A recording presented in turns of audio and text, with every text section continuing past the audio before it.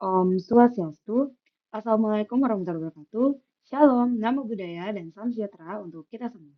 Perkenalkan, nama saya Ruth Rumirus Bandung dengan NIM 22055311158. Adapun hari ini saya akan mempresentasikan tentang foto mikro dan patahan bioplastik yang menggunakan pati kentang dengan citosan.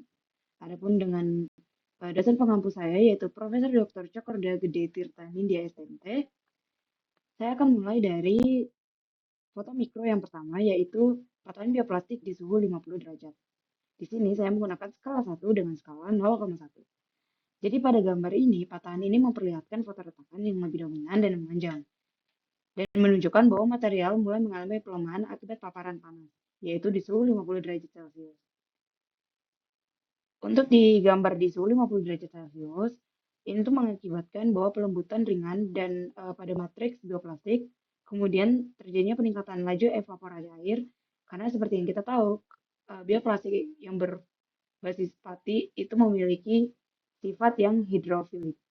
Kemudian juga terjadi micro crack, di mana pada area yang mengalami tegangan.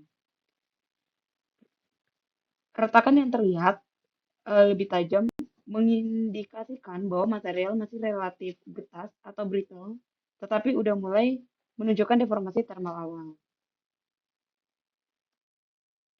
Kemudian untuk 150 derajat, ini tuh permukaan patahan ini tampak lebih kasar dan tidak homogen, seperti biasa kita lihat dari gambar. Jadi garis patahan yang terlihat tuh lebih dalam. Ini menandakan terjadinya perubahan struktur yang signifikan karena suhu tinggi 150 derajat Celcius yang berada pada kisaran yang dapat menyebabkan degradasi termal pada pati, kemudian juga penguapan air yang lebih cepat dan menyebabkan eh, rongga-rongga kecil, rongga-rongga kecil dan pelelehan sebagian atau partial melting. Jadi pembakaran awal pada matriks polimer. Jadi pada kondisi ini, bioplastik itu cenderung menjadi lebih rapuh dan mengalami patahan yang tidak beraturan. Kemudian ada di suhu ruang. Nah, di suhu ruang ini, dia tuh menunjukin bahwasanya permukaan patahan yang lebih halus dan seragam dibandingkan kedua suhu sebelumnya. Jadi retakannya itu tampak lebih kecil dan tidak sedalam retakan pada suhu yang tinggi seperti 50 derajat dan 150 derajat Celcius yang tadi. Hal ini tuh menandakan bahwasanya material berada dalam kondisi paling stabil karena tidak mengalami pemanasan atau tidak mengalami kerusakan karena suhu yang tinggi. Kemudian tidak terjadi pelemahan akibat panas. Juga struktur internal itu masih baik sehingga pola patahannya itu lebih teratur. Jadi dari gambar kita melihat dia lebih halus dari jika dibandingkan dengan kedua gambar yang tadi. Jadi permukaan patahan yang halus mengindikasikan bahwa bioplastik itu mempertahankan sifat mekanik awalnya dan tidak mengalami degradasi termal.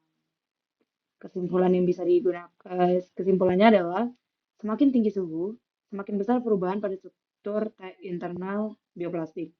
Kemudian pada suhu 50 derajat Celcius, mulai tampak tuh micro crack akibat pengaruh panas ringan. Kemudian di suhu 150 derajat, itu terjadi degradasi thermal yang membuat patahan lebih kasar dan tidak beraturan. Pada suhu ruang, permukaan patahan itu lebih stabil dan menunjukkan karakteristik patahan alami tanpa pengaruh thermal yang berlebih. Oke, sekian dari presentasi saya hari ini. Untuk kurangnya presentasi saya mohon maaf. Dan saya akhiri dengan param Santi. Om Santi, Santi, Santi, Om. Assalamualaikum warahmatullahi wabarakatuh. Shalom, Namo Buddhaya, dan Salam Sejahtera untuk kita semua.